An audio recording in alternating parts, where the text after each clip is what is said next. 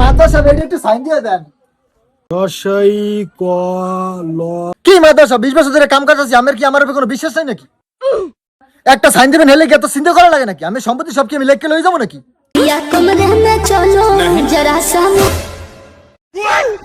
আরে কি হলো? আরে হন বেড়া। আরে আমি কি শুনবো তোর কথা? তুই আমার কথা হন। 20টা বছর কুত্তার মতো খাটাইছিস, কুত্তার মতো। আজকে থেকে আমি যা কমাই তুই শুনবি। আরে তুই শুনবি তো বেটা আমার কথা।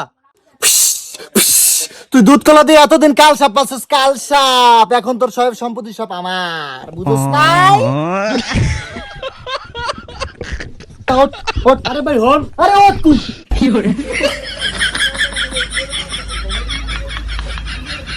এই হন, মালিকের লাগে একটা ঠান্ডা পানি লিয়ে যা। ওরে চাকরের বাচ্চা, আমি যে ঠান্ডা পানি আনার আগে তুই যে একটা ভালো কলম লইয়া, এটা দাগ করে না। ये सब क्या देखना पड़ रहा है।